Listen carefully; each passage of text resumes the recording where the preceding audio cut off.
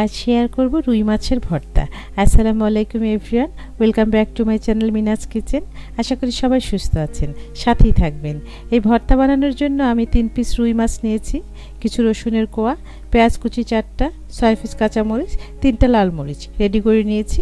এখন চুলায় fry pan দিয়ে দিলাম 1 চা চামচ সরিষার তেল, শুকনো মরিচ 3টা আলাদা করে ভেজে নিচ্ছি স্প্যাচুলা দিয়ে চেপে চেপে। এই সময় চুলার ফ্লেম মিডিয়াম থাকবে। হয়ে গিয়েছে, মরিচটা উঠিয়ে নিলাম, দিয়ে দিলাম 2 টেবিল চামচ সরিষার তেল। এখন তেলের মধ্যে দিয়ে দিলাম রেডি করে রাখা মাছ, পেঁয়াজ, রসুন, কাঁচামরিচ। তেলের মধ্যে দিয়ে উল্টে উল্টে মিশিয়ে দিলাম। দিয়ে দিচ্ছি স্বাদ মতো লবণ, সামান্য হলুদ গুঁড়ো 1/3 চা চামচ। উল্টে উল্টে ভেজে নিচ্ছি, ঢেকে দিলাম। ঢাকনা উঠিয়ে নেড়ে দিব, প্রায় হয়ে এসেছে। দিয়ে দিলাম ধনে পাতা, মাছের সঙ্গে মিশিয়ে দিচ্ছি। এখন হাই হিটে রান্না করব। হয়ে গিয়েছে, চুলা বন্ধ করে দিলাম। এখন একটা প্লেটে উঠিয়ে নিচ্ছি এভাবে করে।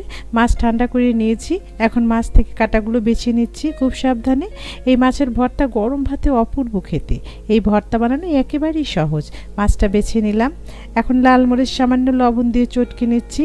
এই ভর্তায় অবশ্যই শুকনো মরিচ দিতে হবে, এতে হয় মিষ্টি ফ্লেভার, টেস্ট হয় অনেক বেশি। এখন এর সঙ্গে কাঁচামরিচগুলো চটকে নিচ্ছি। এখন পেঁয়াজ রসুন একসঙ্গে চটকে নিব এইভাবে করে। দিয়ে দিচ্ছি বেছে রাখা মাছ, সব কিছুর সঙ্গে মিলেমিশে একাকার করে দিচ্ছি। দিয়ে দিলাম একটু সরিষার তেল। হয়ে গেল ভর্তা। এখন একটা সার্ভিং প্লেটে উঠিয়ে নিচ্ছি। এই যে দেখুন কতটা সুন্দর হয়েছে। আমার এরকম সহজ রেসিপি যদি ভালো লাগে, ফেসবুক থেকে দেখলে পেজ ফলো করতে পারেন, সেই সঙ্গে ইউটিউব থেকে দেখলে আমার চ্যানেলটা সাবস্ক্রাইব করতে পারেন। আজ বিদায় নিচ্ছি। সবাই সুস্থ থাকবেন, নিরাপদে থাকবেন, আমার পরিবারের জন্য দোয়া করবেন। সামনে নতুন রেসিপি দেখার আমন্ত্রণ রইল। আল্লাহ হাফিজ।